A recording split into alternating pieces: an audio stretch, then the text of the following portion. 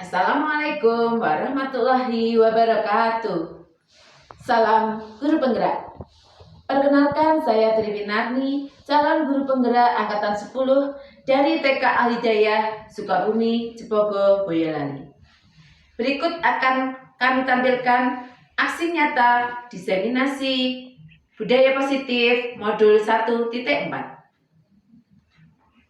Assalamualaikum warahmatullahi wabarakatuh. Ibu-ibu, segenap tamu undangan yang saya hormati, pertama-tama marilah kita panjatkan puji syukur kepada Allah Subhanahu wa Ta'ala, yang mana atas limpahan rahmatnya kita semua pada siang hari ini bisa berkumpul di TK Al-Hidayah dalam keadaan sehat, tiada kurang suatu apa. Amin. Salawat serta salam kita haturkan kepada junjungan kita Nabi Agung Muhammad SAW, yang kita nantikan syafaatnya di yaumil kiamah nanti. Ibu-ibu yang saya hormati, sebelum acara kita mulai, marilah kita buka acara pada siang hari ini, yaitu acara diseminasi modul 1.4 budaya positif dalam rangka tugas saya sebagai calon guru penggerak angkatan 10. Kita buka dengan bacaan basmalah bersama-sama. Bismillahirrahmanirrahim. Dan acara selanjutnya menyanyikan lagu Indonesia Raya yang akan dipimpin oleh Ibu Anik Kristanti. Monggo dipun aturi berdiri.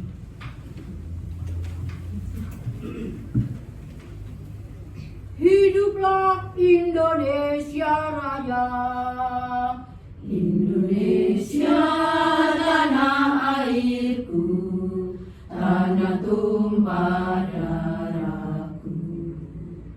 Di sanalah aku berdiri, jadi pandu ibuku. Indonesia kebangsaanku, bangsa dan tanah airku. Marilah kita berseru, Indonesia bersatu. Hiduplah tanahku, hiduplah negeriku, bangsaku, rakyatku semuanya. Bangunlah jiwanya, bangunlah badannya untuk Indonesia Raya. Indonesia Raya, merdeka, merdeka, tanahku, negeriku yang ku cinta. Indonesia Raya, merdeka, merdeka, hiduplah Indonesia Raya. Indonesia Raya, merdeka, merdeka, tanahku, negeriku yang ku cinta. Indonesia Raya, merdeka, merdeka, hiduplah Indonesia Raya.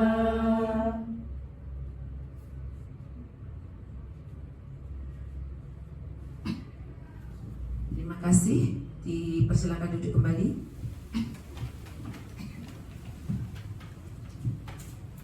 Yang selanjutnya kami ucapkan terima kasih atas kehadiran ibu-ibu semua memenuhi undangan kami dalam kegiatan hari ini. Hari ini kita mau belajar bersama, sharing-sharing apa yang sehari-hari kita temui, apa yang bisa kita lakukan untuk pendidikan di lembaga kita ke depannya. Yang akan kami sampaikan hari ini adalah diseminasi modul 1.4 budaya positif. Apa itu nanti kita kupas bersama, nanti kita pelajari bersama-sama.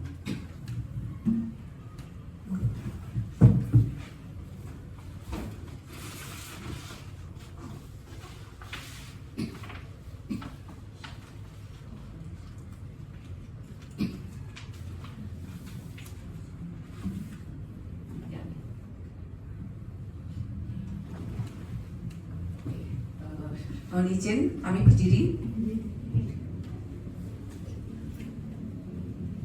Budaya positif ya, yang akan menjadi topik kita pada hari ini yaitu budaya positif. Mbak Menawi, yang kita pelajari adalah hal-hal keseharian yang sudah kita temui bersama-sama. Apa itu budaya positif? Apa itu budaya? Dan apa itu positif? Nah, Mbak Menawi ada yang mau memberi sedikit wawasan atau pendapat yang namanya budaya itu apa? Yang melekat, Ya, melekat, kebiasaan biasa dilakukan. Ya, seperti itu. Kemudian kalau positif, baik, ya, hal yang cenderung baik sesuai apa? sesuai norma Sesuai norma di masyarakat. Ya, Gus. Kemudian kita di sekolah, kita di kelas, kita sering menerapkan disiplin. Nah, itu satu hal yang menjadi pencapaian kita kalau sudah bisa mendisiplinkan anak, seperti kita sudah mencapai sesuatu yang kita impikan. Kemudian disiplin sendiri apa kalau disiplin? Tepat waktu, sesuai yang kita harapkan, sesuai yang kita sepakati. Nah, seperti itu. Tertata, sesuai aturan, mungkin seperti itu disiplin. Kemudian adakah di sekolah kita sebuah aturan semacam tata tertib? Ya. Kemudian apa yang kita lakukan ketika murid atau anak berbuat salah? Ditanya kenapa berbuat seperti itu. Oh iya, ditanya kenapa kamu berbuat seperti itu? Apalagi selain itu? Setelah itu kita ingat. Oh iya, diingatkan. Kemudian Dan harus dinasihati. meminta maaf. Selainnya itu, apakah kita pernah menghukum? Tidak. Memberi hadiah, reward, seperti itu? Kadang, ya. Kemudian, apakah kita berkomunikasi dengan anak tentang apa yang mereka lakukan itu sebagai kesalahan atau tidak? Iya. Ya. Apakah kita berbicara kepada anak supaya kesalahan itu tidak terulang lagi? Ya. Kurang lebih seperti itu apa yang mau kita pelajari tentang budaya positif. Nah, kita mulai dari disiplin positif dan nilai-nilai kebajikan universal. Disiplin positif yaitu sikap tanggung jawab terhadap sebuah keyakinan dikarenakan dorongan internal akan nilai-nilai kebajikan universal. Nilai-nilai kebajikan sifat-sifat positif manusia yang merupakan tujuan mulia yang ingin dicapai setiap individu. Nah, ini kita kupas dulu dari disiplin positif. Ketika anak, kita misalkan punya aturan, kita masuk jam 7 atau setengah 8. Kemudian anak-anak kita menaati datang jam 7. Kemudian itu karena anak-anak merasa, oh iya memang aturannya jam 7, berarti aku harus berangkat sebelum jam 7, aku harus masuk sekolah sebelum jam 7. Nah, itu yang dinamakan disiplin positif dari internal. Jadi dorongan internal. Bukan karena aku nanti kalau lebih dari jam 7 aku nanti dimarahi ibu guru, atau aku kalau lebih dari jam 7 ibuku marah-marah, atau aku nanti kalau berangkatnya kesiangan nanti aku nggak dapat hadiah.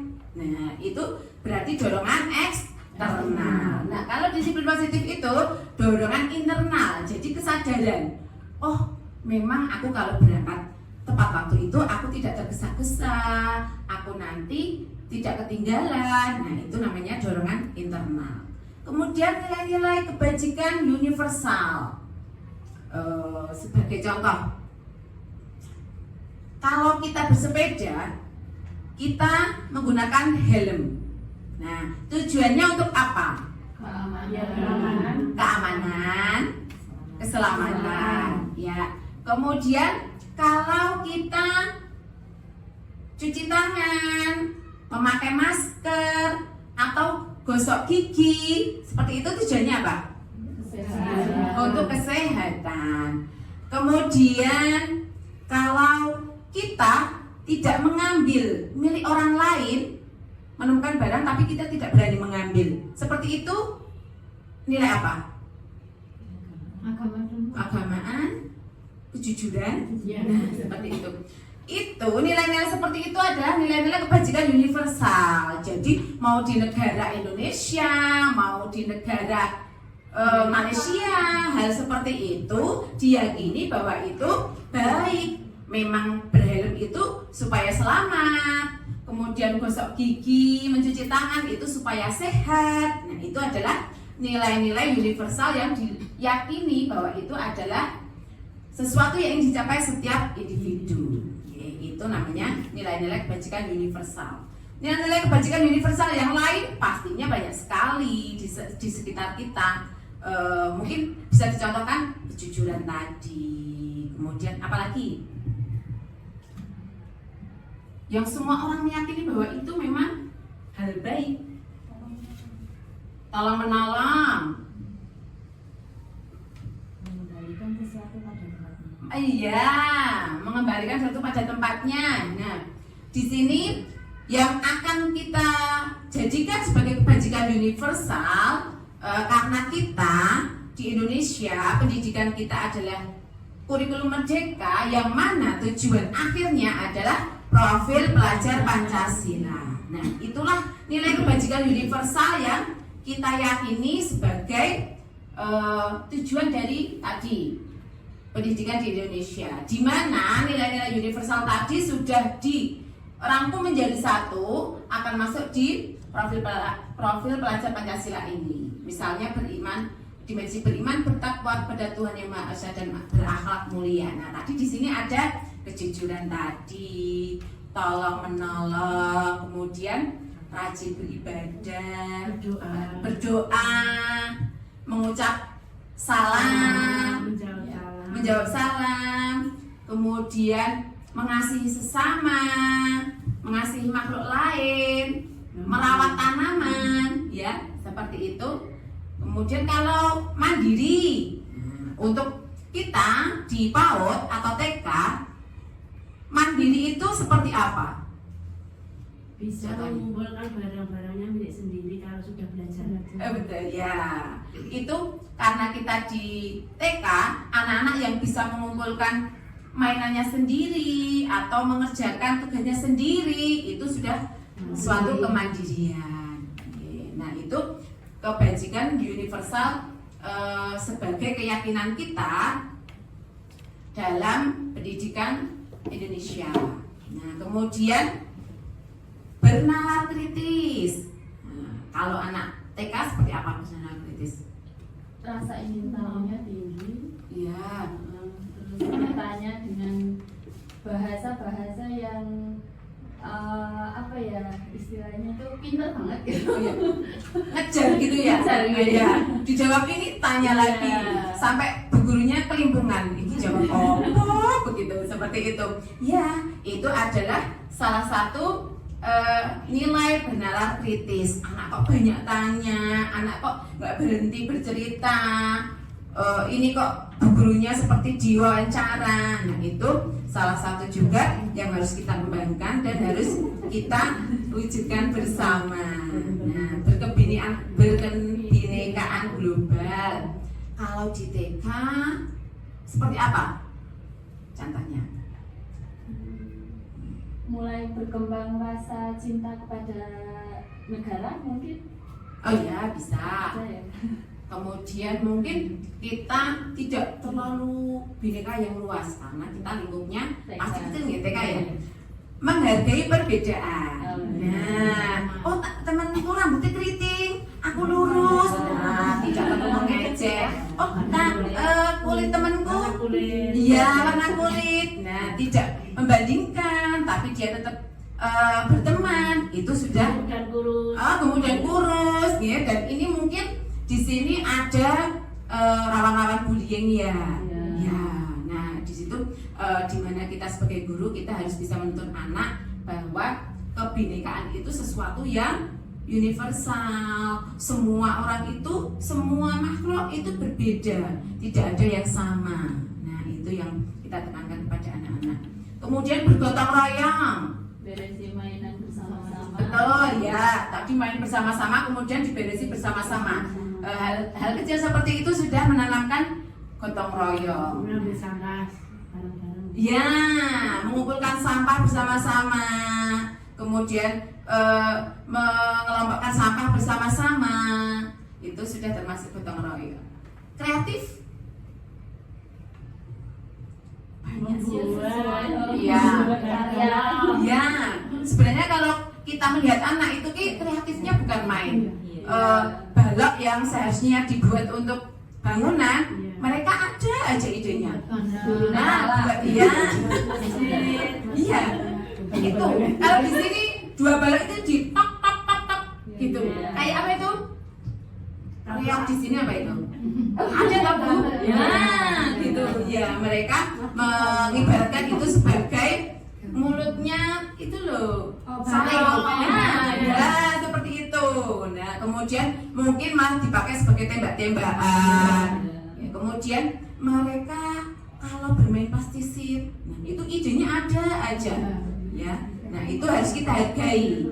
Ketika misalkan kita hari itu ingin membuat hewan, tapi anak itu malah membuat sesuatu yang lain, misalnya mereka malah membuat rumah atau mobil, itu tidak kita salahkan. Kita ikuti, kita beri pertanyaan-pertanyaan pemantik. Siap sendiri. Nggih, itulah kreatif. Nggih. Kemudian teori motivasi dari Diane Gosen. Setiap tindakan manusia, setiap tindakan kita, tindakan anak-anak kita itu pasti mempunyai tujuan. Di antaranya untuk menghindari ketidaknyamanan atau hukuman. Nah, misalkan tadi anak-anak datang tepat waktu biar tidak dihukum bu guru, biar tidak dihukum ayah ibu. Nah, itu suatu cara untuk menghindari ketidaknyamanan atau hukuman. Pakai sepatu kalau sekolah. Ya, pakai sepatu itu juga suatu aturan yang pasti ditaati anak-anak. Karena nanti kalau tidak bersepatu nanti dihukum. Nanti kalau tidak bersepatu nanti kena marah. Nanti kalau tidak bersepatu aku jadi kurang rapi. Nah, seperti itu. Tapi tadi nggih ada motivasi eksternal dan internal. Kemudian untuk mendapatkan imbalan atau penghargaan dari orang lain. Ini, semisalkan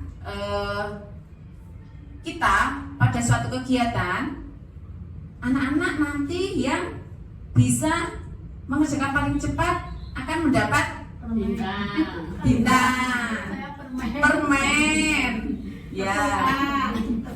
Oh, tepuk tangan, ya sekedar tepukan, itu jempol. Itu sudah suatu reward atau hadiah. Nah itu betul memancing anak-anak untuk semangat, menyemangati anak-anak. Nah kalau seperti itu termasuk dorongan internal atau eksternal? Eksternal. Ya. Kemudian yang ketiga, untuk menjadi orang yang mereka inginkan dan menghargai diri sendiri dengan nilai-nilai yang mereka percaya. Nah mungkin ini tingkatannya yang paling tinggi tadi, dorongan internal. Nah, meskipun anak kita anak PAUD, anak TK, kita bisa mengarahkan anak untuk mempunyai dorongan internal tersebut. Ya.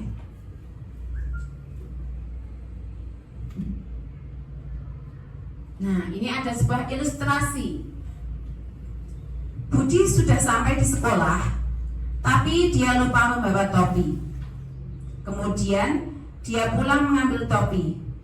Dia ingat seminggu yang lalu temannya Roni dihukum karena tidak berseragam lengkap. Kira-kira motivasi Budi ini apa dari ketiga tadi? Menghindari Ya, menghindari hukuman atau ketidaknyamanan. Oke. Lagi. Monggo bisa dibacakan yang lain? Dibacakan? Nah. Ani yang biasanya tidak mau ditinggal ibunya dan harus ditunggu di dalam kelas, tiba-tiba menyuruh ibunya menunggu di luar karena ibu guru mengiming-iming hadiah berupa pensil bergambar kuda poni. Kuda poni. Kalau yang ini, kira-kira motivasinya apa? Mendapatkan penghargaan.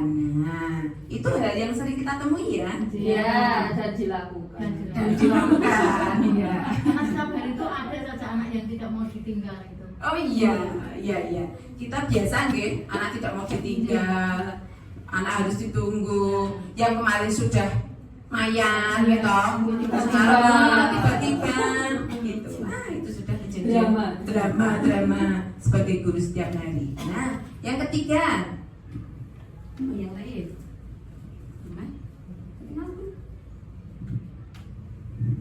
Adi menemukan uang 5.000 di halaman sekolah. Dia melaporkan dan memberikan uang temuannya kepada guru karena menurutnya mengambil yang bukan miliknya itu perbuatan tidak jujur. Kalau ini, Kesadaran diri. ya kesadaran diri bahwa hal itu hal yang bukan miliknya, itu internal. Oke, tadi tingkatan yang paling tinggi tadi.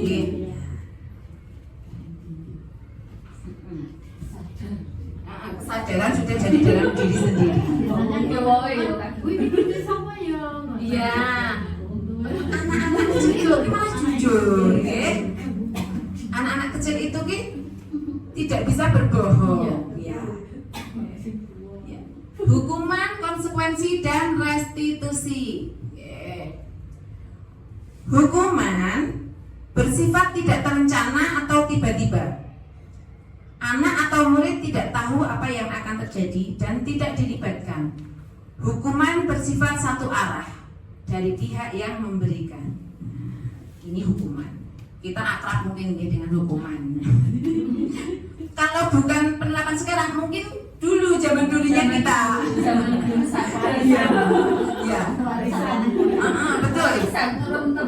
Betul ya. Disuruh nulis 5 halaman penuh. Kalau enggak berdiri di depan kelas memegang telinga. Nah, itu hukuman-hukuman zaman feodal. Hukuman bersifat tidak terencana atau tiba-tiba. Jadi ketika seorang guru menerapkan hukuman itu tidak melibatkan anak. Jadi kamu kenapa terlambat? Kamu kemarin terlambat, sekarang terlambat lagi. Kamu harus lari berkeliling lapangan. Nah, seperti itu contoh-contoh hukuman. Jadi anak tidak dilibatkan, anak tidak mempunyai hak untuk menyatakan pendapat. Jadi satu arah, hanya dari gurunya saja. Kamu salah, kamu tidak benar, kamu harus menerima hukuman. Nah, seperti itu. Satu arah, jadi dari pihak guru saja seperti itu. Okay. Kemudian konsekuensi. Nah, kalau konsekuensi mungkin sudah lebih halus. Bentuk-bentuk konsekuensi dibuat oleh pihak guru dan murid. Murid sudah mengetahui sebelumnya konsekuensi yang akan diterima apabila melanggarnya. Nah, kalau ini mungkin sudah dibahas dulu. Anak tahu, iya betul, ditentukan. Jadi guru dan anak sudah pernah menyepakati. Kemudian ketika terjadi pelanggaran, maka konsekuensinya diterapkan. Nah, seperti itu. Dan yang ketiga adalah restitusi. Restitusi adalah proses menciptakan kondisi bagi murid untuk memperbaiki kesalahan mereka sehingga mereka bisa kembali pada kelompok mereka dengan karakter yang lebih kuat. Nah, ini strata atau tingkatan yang paling tinggi lagi, yaitu restitusi. Jadi kalau hukuman tadi bersifat satu arah, kemudian sifatnya menekan, memojokkan, kira-kira ketika anak dihukum itu perasaannya bagaimana? Nah, takut, kemudian sedih, kemudian mungkin dia trauma, betul. Nah, bukan mengambil pelajaran tapi anak cenderung trauma kalau dihukum, dan itu pasti membekasnya teringat terus, nggih.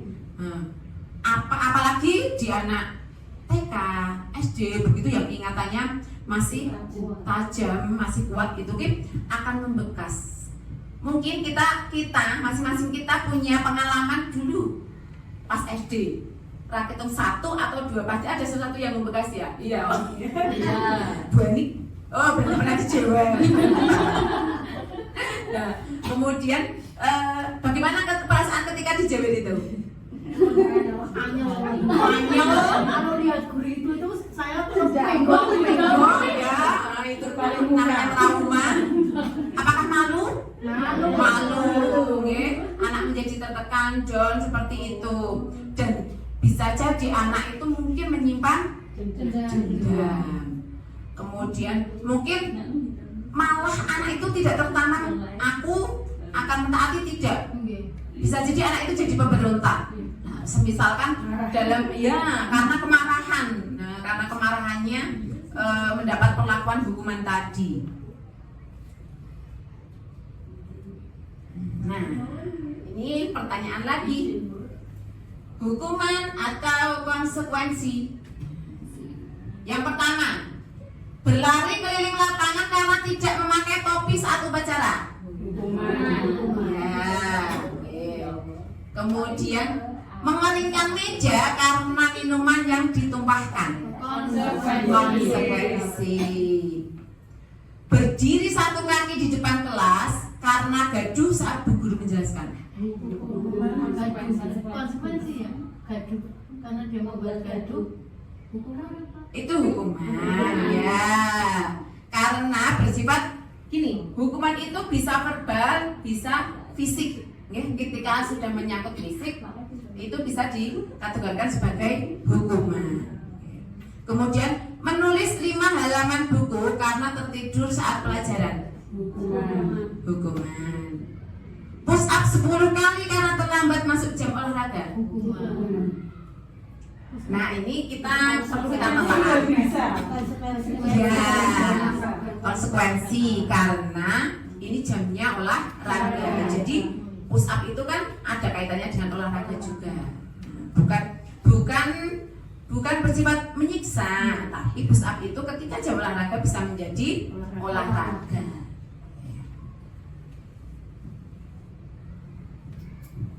Keyakinan kelas. Keyakinan kelas bersifat lebih abstrak daripada peraturan yang lebih rinci dan konkret. Di sini yang kita mau bahas adalah yang dulu kita namakan tata tertib. Nah, kalau zaman dulu, mungkin zaman sekarang juga, dan saya pun masih punya yang seperti itu, tata tertib. Tata tertib itu dibuat oleh siapa? Guru sekolah, kepala sekolah. Guru sekolah, kepala sekolah. Nah, apakah murid terlibat? Tidak. Anak masuk mendaftar itu sudah langsung itu tata tertib. Ya, tata tertib itu sudah jadi dan sudah diterapkan. Nah, inilah bedanya dengan keyakinan kelas. Dan ini kita dalam paradigma pembelajaran yang sekarang, pendidikan yang sekarang, kita harus terbiasa dengan keyakinan kelas. Keyakinan kelas itu kesepakatan. Nah, jadi kita buat bersama-sama. Misalkan untuk 1 hari saja. Nah, anak-anak, hari ini kita mau belajarnya menggunting. Kira-kira kita nanti sepakat untuk apa ya? Kira-kira apa ketika menggunting itu kesepakatan yang bisa disepakati? Sampahnya dibuang. Sampah dibuang. Menggunting sampai selesai. Menggunting sampai selesai. Kemudian Guntingnya tidak boleh untuk mencolek-colek temannya. betul ya. Nah, seperti itu kita sepakati di depan. Kita sepakati dengan anak, itu akan menjadi keyakinan kelas. Nah, kalau perlu ditulis meskipun anak kita belum bisa membaca. Meskipun bisa membaca, anak juga belum bisa memahami bacaan. Nah, itu tidak apa-apa kita tulis. Nah, nanti ketika terjadi suatu pelanggaran itu bisa kita ulang kembali, bisa kita baca kembali seperti itu. Keyakinan kelas berupa pernyataan-pernyataan universal. Nah, tadi yang bersifat hal-hal yang baik tadi. Pernyataan keyakinan kelas senantiasa dibuat dalam bentuk positif. Bentuk positif itu misalnya seperti ini. Jangan mengacak-acak kertas teman. Nah, kalau kata-kata positifnya bagaimana? Kata-kata positifnya kertas teman dan kertas kita sendiri harus dalam keadaan rapi. Nah, itu kalimat positif. Keyakinan kelas hendaknya tidak terlalu banyak sehingga mudah diingat dan dipahami oleh semua warga kelas.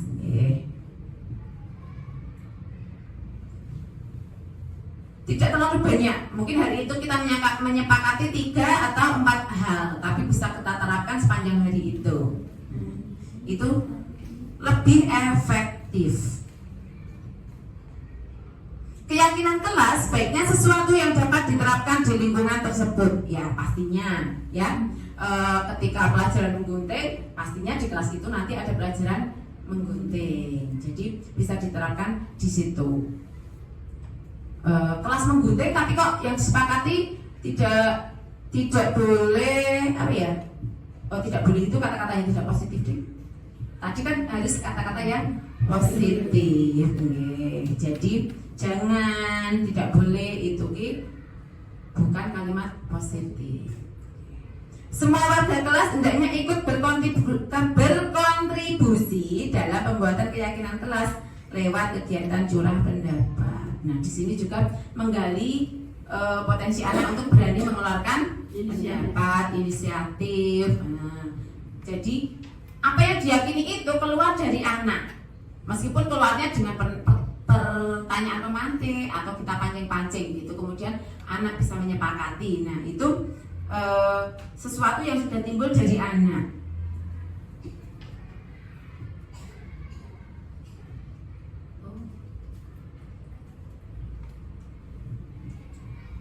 Dihukum oleh penghargaan. Ini di sini sesuatu yang mungkin kaprah. Tadi kita sering memberikan hadiah, mengiming-iming. Nah, sebenarnya itu akan memerangkapkan seorang anak ke dalam sebuah hukuman atas penghargaan. Sepertinya diberi penghargaan, tapi kok dalam intinya itu adalah terdapat hukuman. Penghargaan tidak efektif. Nah, penghargaan tidak efektif itu ketika saat ini pada pelajaran ini misalkan menggunting anak yang paling bagus kita berikan bintang, kita berikan permen. Kemudian lain hari permen entek, bintangnya ranek, terus tidak ada lagi hadiah. Nah, itu yang dinamakan penghargaan tidak efektif. Penghargaan merusak hubungan. Ketika dua anak CS atau bestie. Ya, sekarang bestie. Bestian. Nah, mereka sama-sama suka mewarnai. Nah, merasa mewarnanya bagus sama-sama. Karena bestie ya, dia rambutnya kuning, ini juga ikut kuning. Nah, tasnya biru ikut biru. Nah, kemudian ibu guru memilih salah satu dari anak tersebut yang lebih bagus, kemudian diberi hadiah. Nah, kira-kira dengan temannya seperti apa itu?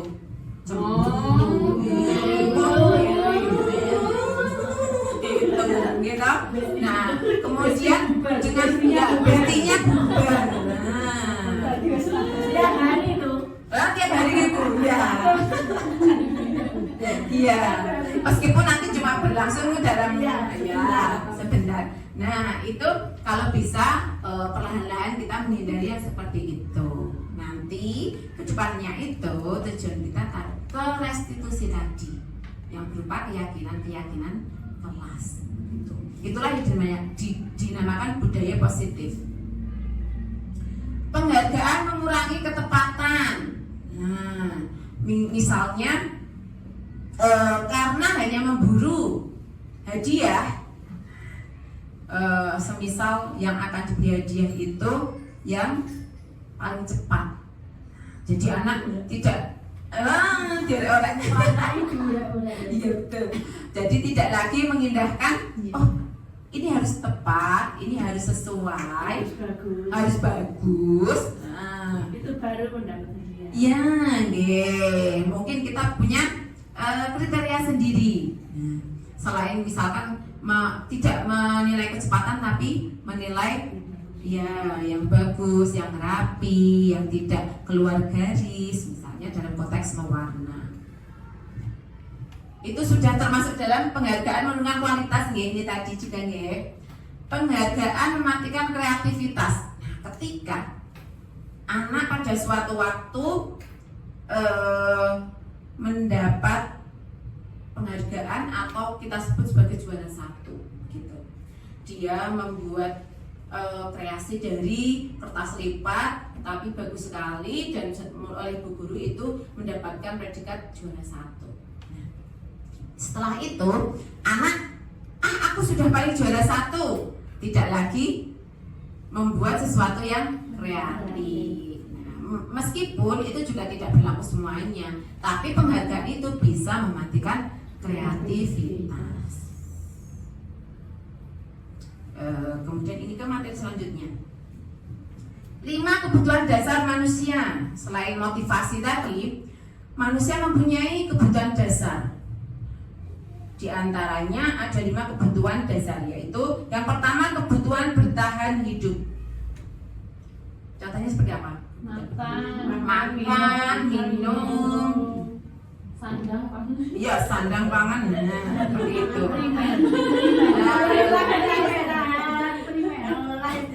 Kalau istirahat, ya itu kebutuhan juga, ya, kebutuhan bertahan hidup. Apa? Rebahan. Sekarang menjadi kebutuhan dasar itu. Oh iya. Untuk orang seperti kita, rebahan itu sesuatu yang istimewa, sehingga menjadi kebutuhan bertahan. Ya itulah kondisi saat ini. Kemudian kasih sayang dan rasa diterima. Kadang-kadang dalam keseharian kita sering nggak anak itu caper. Contohnya seperti apa capernya anak TK itu seperti apa? Mulah. Berulah. Itu kok curhat banget Bu. Iya. Kalau nggak diperhatikan berulah Ada aja mesti ditemenin gitu. Terus nangis, apalagi? Kelindotan, ya. Minta dipangku.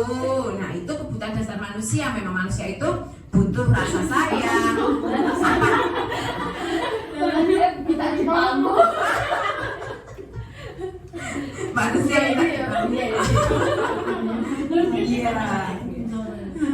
Itu tadi kaitan dengan kebutuhan dasar manusia. Ya. Penguasaan itu akan kekuasaan. Ada kalanya anak itu bersifat seperti pemimpin. Menang dewe. Nah itu kalau dalam profil anak-anak ya menguasai teman, mengatur teman, gitu. Kalau enggak mainan tidak boleh dipegang temennya Pak boleh, dipinjam temennya Pak boleh. Baris harus paling depan. Nah itu ada adalah sifat-sifat kebutuhan dasar dalam hal penguasaan. Nah, kebebasan. Nah, ini anak apalagi dekat nih dengan kebebasan. Anak itu suka sesuatu yang Merdeka. sesuatu yang bebas. Contohnya apa ya kalau kebebasan anak itu ya? Bisa bermain, pilih sendiri. Memilih mainan Tidak mau sendiri. diarahkan. Tidak mau diarahkan, ya. Dia punya inisiatif sendiri. Aku mau main yang ini. Kemudian ketika guru mengharapkan atau meminta anak di dalam kelas, tapi anak pengen keluar. Nah, itu naluri atau kebutuhan dasar anak untuk kebebasan. Kemudian kesenangan. Nah, kalau ini mungkin mudah ya, contohnya kesenangan ketika anak pengen ditubas ke mainan, pengen diberikan mainan. Nah, itu memenuhi rasa kesenangan. Kemudian anak apa lagi ya? Kita sendiri aja kalau senang, pengen beli healing, healing itu kesenangan. Itu kalau kita orang dewasa ya. Kalau enggak bermain ya jajan. Bermain yang situ setuju, gurunya setuju. Gitu. Oh iya, ya. Itu memenuhi kebutuhan senang tadi. Iya, senang. Nah, tetap senang. Tadi keyakinan kelas.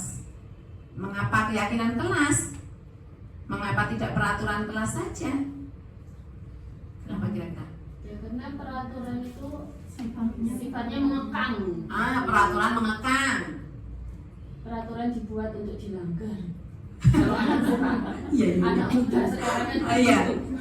Kalau dibuat peraturan, sepertinya malah itu Kim untuk dilanggar. Ketika belum diatur, tidak dilanggar. Ketika diatur, malah dilanggar. Sebenarnya itu iya. Kayak dilengke langgaran gitu. Keyakinan yaitu nilai-nilai kebajikan universal yang disepakati secara tersirat dan tersurat, lepas dari latar belakang, suku, negara, bahasa maupun agama. Tadi nggih, kalau dulu sebelum ini memang namanya kesepakatan kelas. Lebih ke depannya sekarang itu lebih pada keyakinan. Jadi kalau yakin itu kan mandes gitu ya. Nah, kalau kesepakatan itu kayak di luar hanya untuk menyepakati. Nah, kalau keyakinan itu mandes meyakini. Jadi sampai ke dalam jiwa. Iya, dalam hati.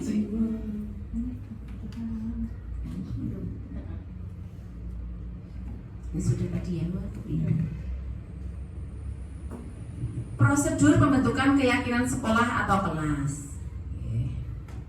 1.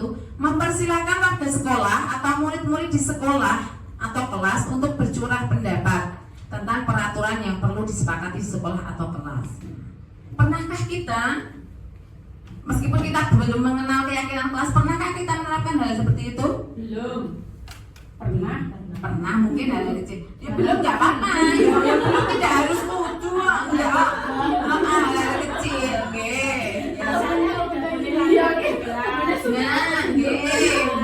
Pernah toh ya, kita menyepakati hal kecil. Iya. Jadi, tapi mungkin mempersilakan warga sekolah atau apalagi murid TK untuk mengeluarkan itu mungkin yang harus kita biasakan ya. Oke. Biasanya kita mengeluarkan aturan dengan sendiri tadi. Mencatat semua masukan-masukan para murid atau warga sekolah. Ini dalam konteks apa Bu Fai? Curhat lagi. Iya, introspeksi diri. Astagfirullahaladzim. Ternyata ketahuan. Ya selama ini dibuat itu kan ayo begini kita buat kesepakatan, tapi yang membuat keputusan kan tetap saya. Jadi belum bisa yakin gitu. Mungkin kalau ke depan sebenarnya gong-gongnya ya di guru ya, tapi kalimatnya itu biar anak merasa mereka yang memutuskan, mereka menyepakati gitu. Mencatat semua, oh sudah. Susunlah keyakinan kelas sesuai prosedur pembentukan keyakinan sekolah atau kelas. Gantilah kalimat-kalimat dalam bentuk negatif menjadi positif. Ya tadi loh. Jangan berlari-lari. Oh, misalkan jangan berlari-lari di dalam kelas. Kalimatnya menjadi kalau di kelas berjalan dan apa kira-kira selain berlari-lari menjadi bahasa Jalan saja, Le, jalan saja. Iya. Jalan saja, Le. Jarang ya Bu. Jarang kita seperti itu. Jangan. Berjalan dengan hati-hati ya di dalam kelas Mas. Karena sudah tertanam tadi refleks. Berbeda. Ngebruk meja. Ayo oke. Nah, tenan toh orang. Jatuh itu sakit. Iya, iya, nggih. Itu kalimat positif. Kalimat negatif itu tadi jangan, tidak boleh. Nah itu, jadi kita hindarkan menjadi kalimat. Sebenarnya tujuannya sama. Ojo melayu-melayu tadi, jangan lari-lari. Tapi kalimatnya lebih halus. Di kelas berjalan dan duduk dengan rapi, berjalan dengan sopan, misalnya seperti itu. Dijadikan kesepakatan kelas, ditulis gitu. Tinjau kembali daftar curah pendapat yang sudah dicatat. Nah, berarti kita lihat. Nah, tinjau ulang keyakinan sekolah atau kelas secara bersama-sama dan ditandatangani. Kalau yang ini mungkin lebih ke kesepakatan yang lebih luas. Oke?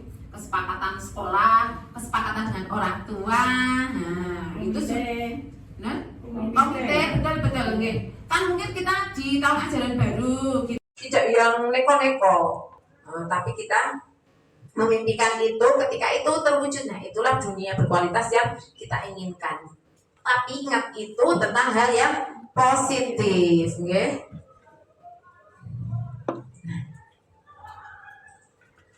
Saya kayaknya pengen ada refresh sedikit. Ada ide es breaking, ngebuk-ngebuk es gitu. Bukan ya? Iya, es breaking. Coba kita berdiri ya. Nah, kita game sebentar. Apa ya? Obah-obah. Kita mau bermain kata bunda. Bunda. Iya, bunda. Oh, bunda. Apa bu? Wah, itu dangdut. Beda. Iya. Oke. 5. Enggak. Apa tadi? Bunda. Iya. Kata bunda. Nah, ketika nanti saya bilang kata bunda, ikuti instruksinya. Kalau tidak kata bunda, jangan. Siap? Siap. Kata bunda, pegang bunda. Bunda. Kata bunda, pegang dahi. Dahi ada yang kesini. Iya, konsentrasi. Iya. Pegang hidung.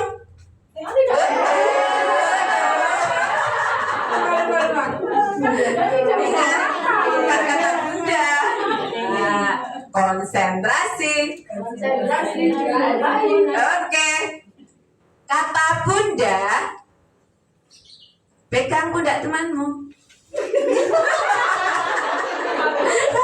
Ada yang gak punya teman? Sihat.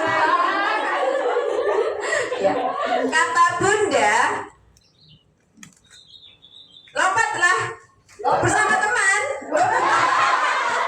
Kan masih dipegang tadi. Ya. Konsentrasi. Dimulai. Lepaskan peganganmu. Kan bukan kata bunda. Satu lagi. Kata bunda, lepaskan. Ya, tepuk tangan bagi kita semua.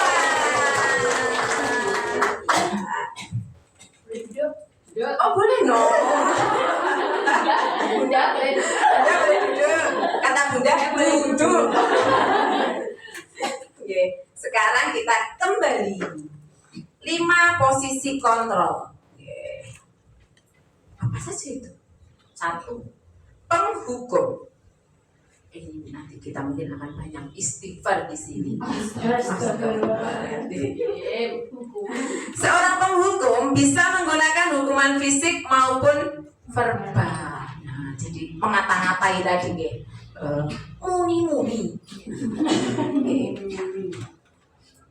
Gestur seorang penghukum itu seperti apa? Mripate gede.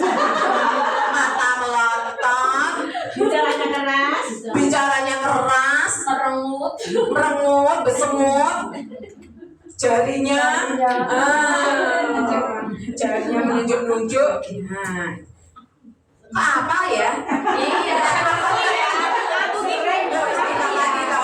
Aku ya, astagfirullahaladzim.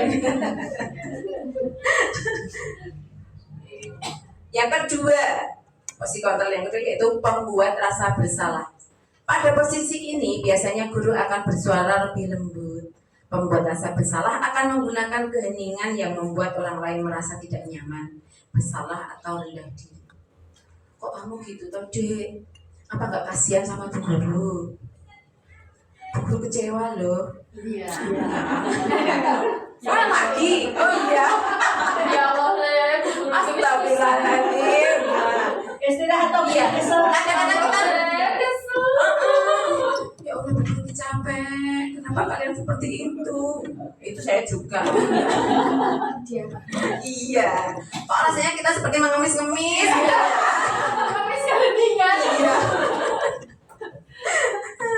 Itulah retorika. Teman. Guru pada posisi ini tidak akan menyakiti murid, namun akan tetap berupaya mengontrol murid melalui persuasi. Persuasi itu berarti ajakan ya, mengajak anak dari hati ke hati, seperti Kristi tadi. Ya. Agak-agak kalau anak bersalah menasihatinya dengan cara sambil ketawa, kemudian agak-agak menggoda begitu. Anak nyaman nggak seperti itu? Nyaman. Saya ada pelang. Oh iya, ada. Saya sudah di sini. Itu ya. Langsung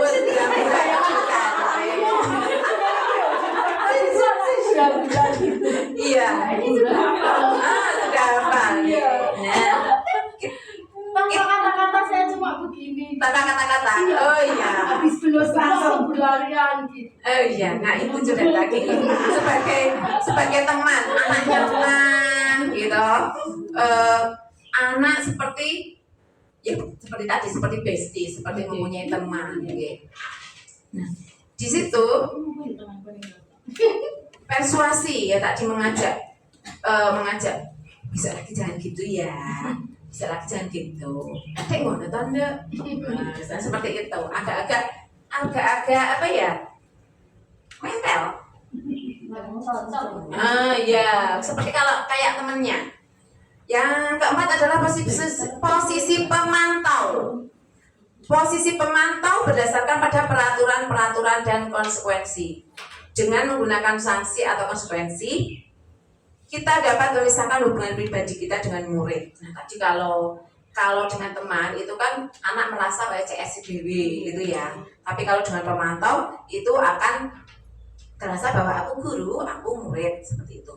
Sebagai seseorang yang menjalankan posisi pemantau. Yang kelima, posisi manajer. Posisi terakhir, manajer adalah posisi di mana guru berbuat sesuatu bersama dengan murid, mempersilahkan murid, mempertanggungjawabkan perilakunya, mendukung murid agar dapat menemukan solusi atas permasalahannya sendiri. Di sini manajer itu sebagai pemimpin, pengarah, seperti itu.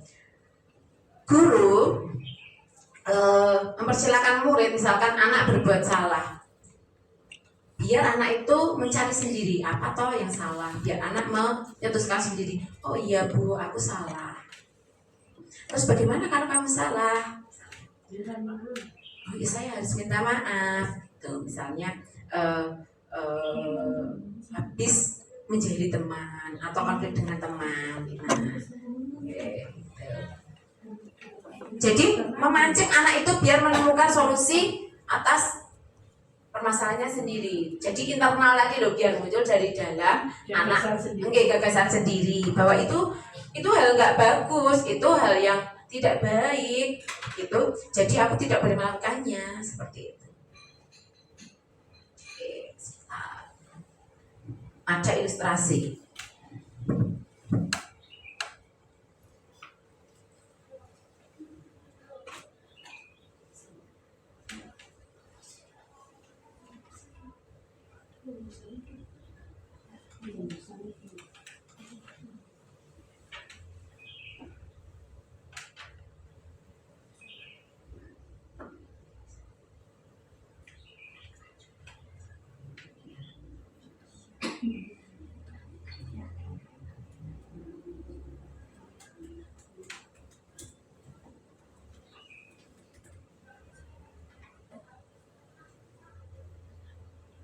Mana ya?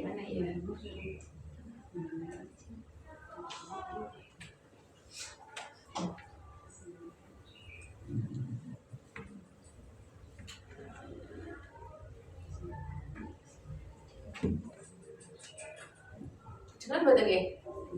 Dengaran? Naren, sini kamu. Selalu terlambat. Kamu deh, pasti terlambat. Aku, saya Apa? Apa coba? Alasan kamu apa lagi? Kapan sih kamu tidak terlambat? Malas sekali ya kamu jadi anak. saya Dasar pemalas. Udah kamu kapok sih kamu. Sudah berapa kali terlambat? Sana. Dua kali. kenapa saya harus ke lapangan basket, Bu? Kenapa? Kamu melawan ibu. Berani-beraninya jawab. Sudah terlambat, masih berani jawab pula. Sekarang, keliling lapangan basket 5 kali sekalian. Biar kapok. Cepat. Pergi sana ke lapangan basket. Kalau sih jadi dengan dia anak Bu kita cari kemana? Kita cari Bu.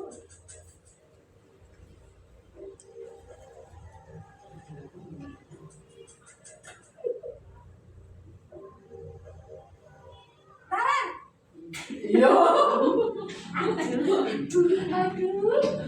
Selamat pagi, Bu. Naren. Kamu kenapa terlambat lagi, nak? Ya Tuhan, Naren. Kamu senang ya bikin ibu susah ya? Kalau kamu terlambat lagi, nanti ibu yang ditegur bapak kepala sekolah, nak. Disangka ibu tidak bisa membina kamu. Duh, gimana ini? Maaf, Bu. Duh, Gusti Naren.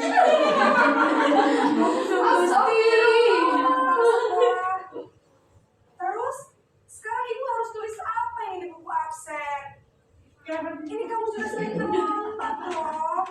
Ibu harus apa coba? Maaf, Bu. Maaf sekali. Ya sudah, lain kali jangan bikin ibu susah lagi ya nak ya. Ibu tidak akan kuat lagi kalau kamu begini terus.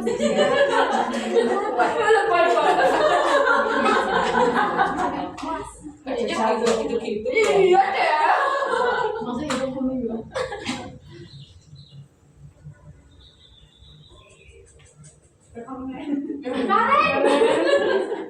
Naren.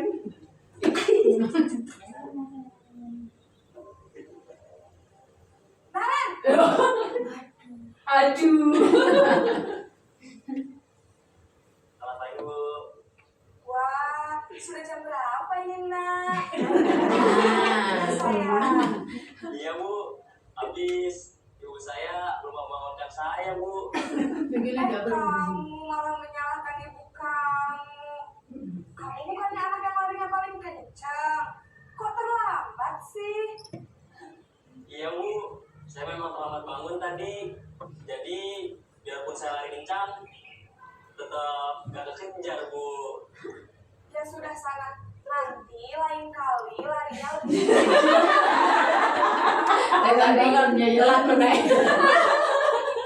Bisa kan? Bisa lah, Bu. Ya sudah sana masuk kelas. Beresin urusan absen kamu. Kamu ini ada-ada saja. Naren. Ya Naren lagi. Naren,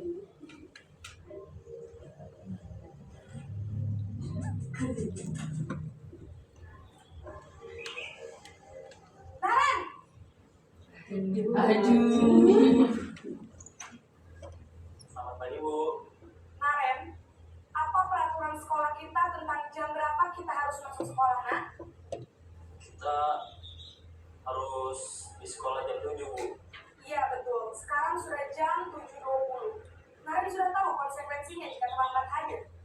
Paham Bu, saya harus tinggal kelas pas jam istirahat selama 20 menit. Iya benar, konsekuensinya demikian.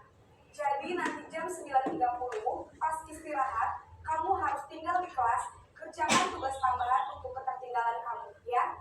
Baik Bu.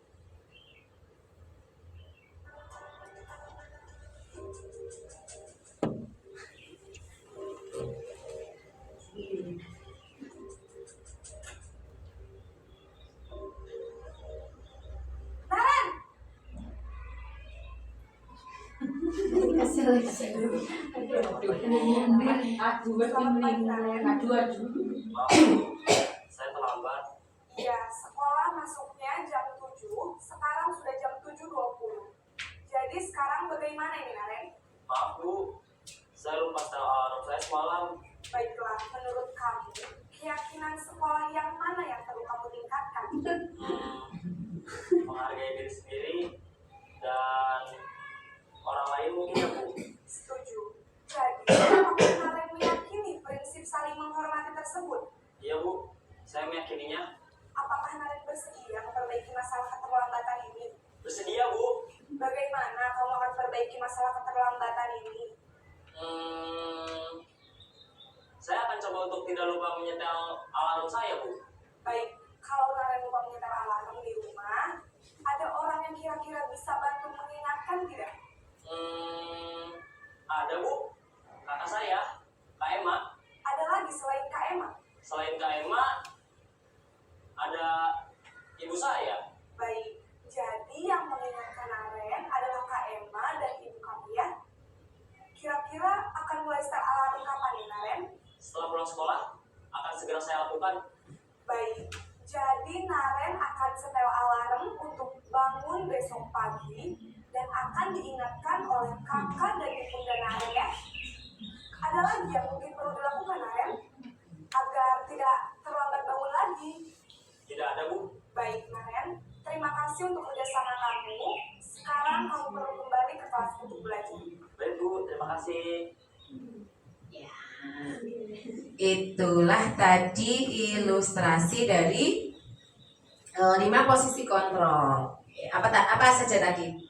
Penghukum, pembuat rasa bersalah, teman, pemantau, dan manajer. Yang paling direkomendasikan adalah sebagai manajer.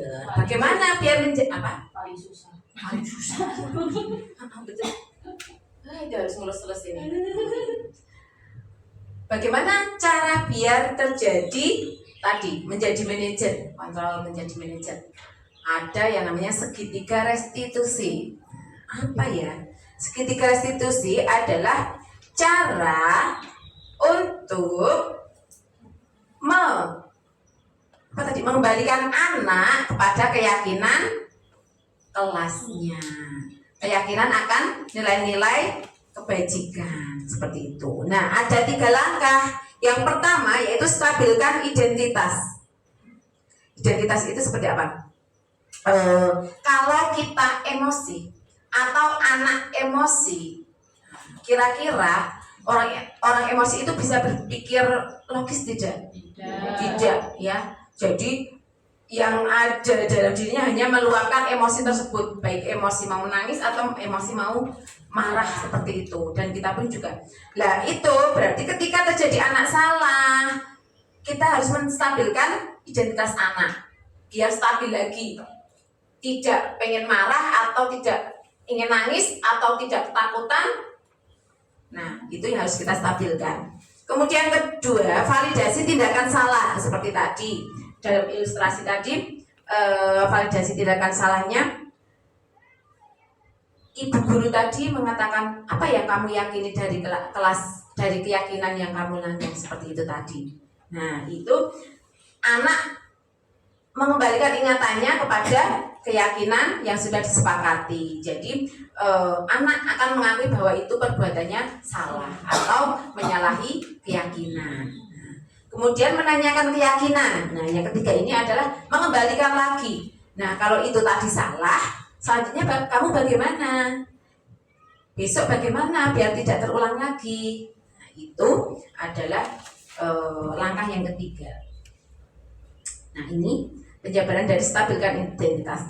Pada intinya kita semua akan melakukan hal terbaik yang bisa kita lakukan. Nah, ketika kita terdesak pada hal itu, maka kita jadi tadi melanggar keyakinan atau menyalahi keyakinan.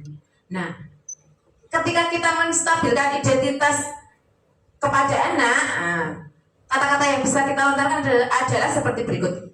Berbuat salah itu tidak apa-apa. Nah, anak jadi akan seperti itu. Bu guru tidak marah atau bu guru masih memberi saya kesempatan. Jadi anak identitasnya stabil. Tidak ada manusia yang sempurna. Saya juga pernah melakukan kesalahan seperti itu. Kita bisa menyelesaikan ini. Bapak Ibu tidak tertarik mencari siapa yang salah. Bapak Ibu ingin mencari solusi dari permasalahan ini. Kamu berhak merasa begitu. Apakah kamu sedang menjadi teman baik untuk dirimu sendiri? Validasi tindakan salah. Semua perilaku pasti mempunyai alasan. Di sini kita memvalidasi tindakan yang dilakukan anak. Padahal kamu bisa melakukan yang lebih baik, lebih buruk dari ini ya. Tapi kamu cuma seperti ini, misalkan. Kamu pasti punya alasan mengapa melakukan hal itu. Tadi seperti di ilustrasi tadi, ibu guru juga menanyakan seperti itu. Alasan Alet tadi apa? Kamu kesiangan, lupa menyetel alarm. Kamu patut bangga pada dirimu sendiri karena kamu telah melindungi sesuatu yang penting buat kamu. Kamu boleh mempertahankan sikap itu, tapi kamu harus menambahkan sikap yang baru. Menanyakan keyakinan. Kita semua mempunyai motivasi internal. Nah, keyakinan kita akan hal-hal tadi, nilai-nilai universal tadi. Apa yang kita percaya sebagai kelas atau keluarga? Apa nilai-nilai umum yang telah kita sepakati? Tapi ini kontekstual, jadi kalimatnya bisa kita sesuaikan dengan kejadian. Oke, dengan keadaan. Nah, ini ada video dari artis mana ini ya? Coba nanti apa kesalahan anak, tunjukkan 3 langkah restitusi yang dilakukan. Coba ya.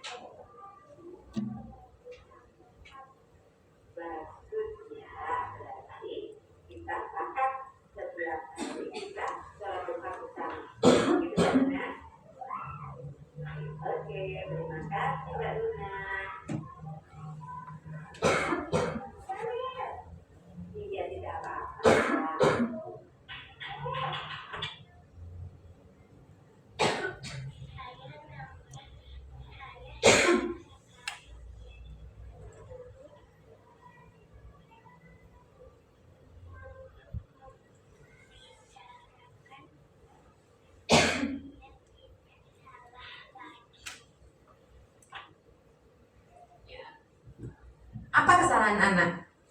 Iya. Iya. Kenapa dianggap salah?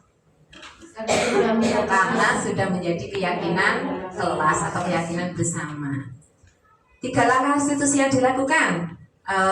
Stabilkan identitasnya yang mana? Tadi ada kalimat seperti apa? Sudah tenang. Sudah tenang gurunya. Anaknya juga sudah tenang. Anaknya sudah tenang. Kata-katanya? Kata-katanya tadi. Betuk itu lemah ini betuk. Kabur. Ya, tadi ada kata-kata seperti ini. Tidak apa-apa, kamu tadi tidak ikut sholat duha. Ibu dulu ya juga pernah melakukan salah. Itu stabilkan identitas. Kemudian validasi tindakan salah. Iya, ketika menanya kenapa kamu bisa tidak ikut sholat duha. Kemudian apa tadi? Menanyakan keyakinan. Besok lagi ya. Apa Mbak Luna besok bagaimana? Begitu. Kemudian Mbak Lunanya mengatakan bahwa besok akan bangun lebih pagi, sarapan. Refleksi. Menurut saya dari apa yang sudah saya lakukan tadi, yaitu pilihan kalimat untuk anak TK bisa lebih dipilih yang lebih mudah dimengerti. Pada validasi tindakan salah bisa ditambahkan kalimat pemantik agar anak paham kenapa tindakan itu salah menurutnya. Terima kasih, dan ada contoh soal nanti kami minta untuk didiskusikan bersama untuk satu kelompok. Harapan saya ini satu baris ini satu kelompok, satu baris satu kelompok. Nanti nggih.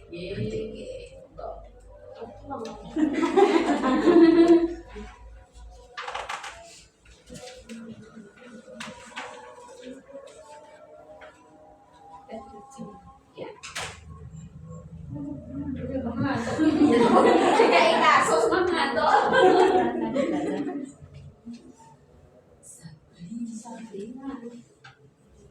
Mengingat waktu tidak mengingat waktu, tidak semua soalnya harus dikerjakan. Nomor poin 1 dan 2 saja, ya.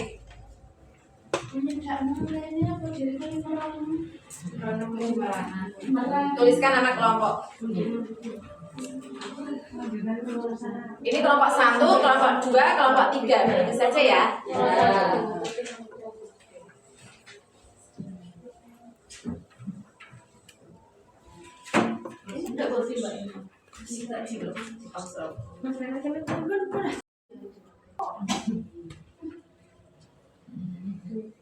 Mulai didik.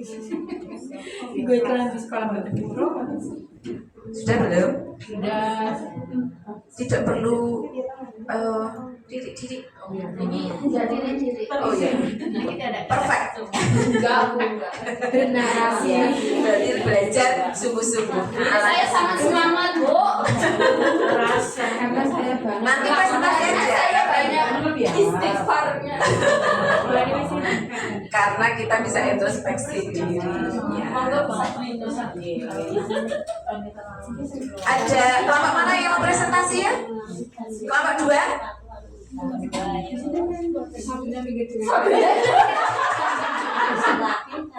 Ayo satu. Mangga-mangga. Ya. Dari sini bisa. Aku tak kembali kayak bayanganku komisen lagi jadi. Nah itulah Mbak Sabrina yang sangat cantik.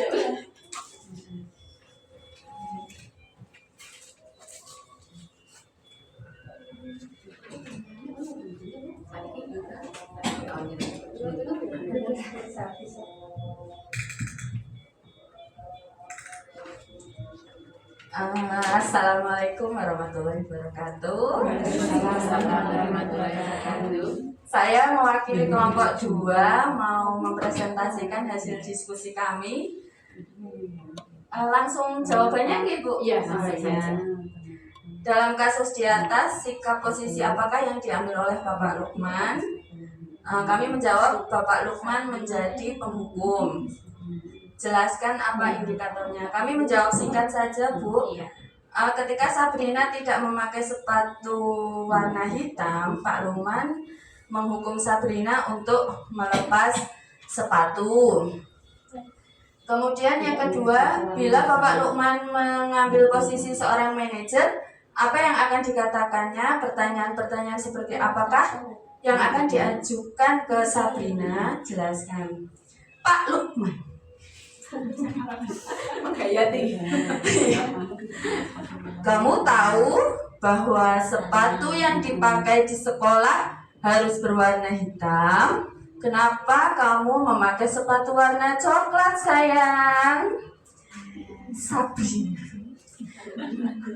Saya memakai sepatu warna coklat hari ini karena bangun terlambat, Pak Guru, dan buru-buru ke sekolah.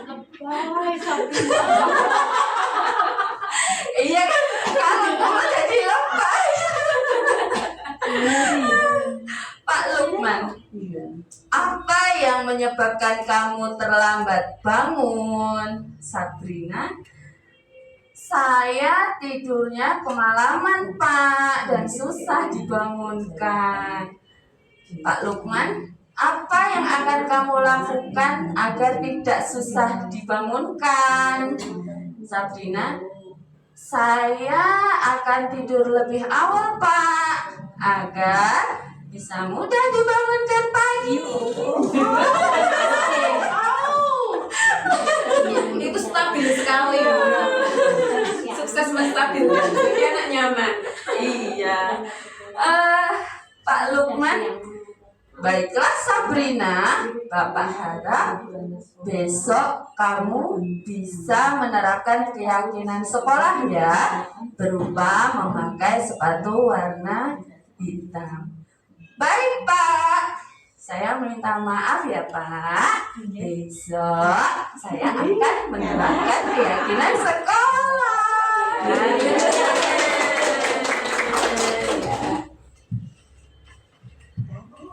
Terima kasih. Baik sekali. Hasil diskusi kelompok 2. Jadi kalau kita lihat di sini Pak Lukman sebagai ya, Pak Lukmannya tadi apa? Posisi kontrolnya cenderung sebagai bukan manajer. Yang pertama penghukum, yang kedua manajer. Kalau seandainya jadi manajer.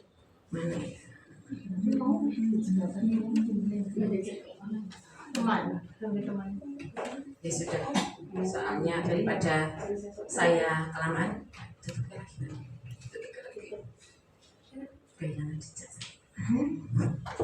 Ya, itu tadi kita sudah coba menelaah satu kasus yang mana tadi Pak Lukman dan Sabrina. Ya, kita bisa melihat di sana ada posisi kontrol Pak Lukman sebagai penghukum. Ciri-cirinya apa? Yang sangat kentara di sana. Lepaskan seperti Iya, sampai pelajaran. Apakah anak nyaman seperti itu? Tidak. Karena Sabrinanya bagaimana perasaannya? Malu.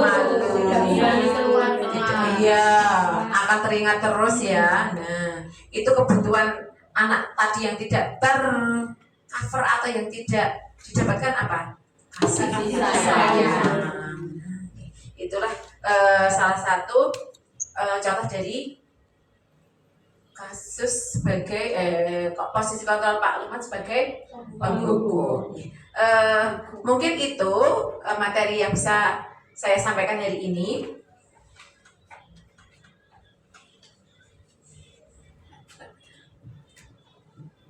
Terima kasih sudah meluangkan waktu untuk kegiatan hari ini, yaitu diseminasi budaya positif. Ya, yang saya sampaikan semoga bisa memberikan manfaat untuk diri saya sendiri, untuk penjenengan, dan harapannya bisa memberikan manfaat untuk lembaga penjenengan dan juga pendidikan pada umumnya. Dan sebelum saya akhiri, apabila saya dalam menyampaikan materi dari awal sampai akhir banyak salah, mohon maaf yang sebesar-besarnya. Saya cukupkan sekian, mari kita akhiri dengan bacaan hamdalah bersama-sama. Alhamdulillahirrahmanirrahim. Jadi saya cukup sekian. Wassalamualaikum warahmatullahi wabarakatuh. Waalaikumsalam warahmatullahi wabarakatuh.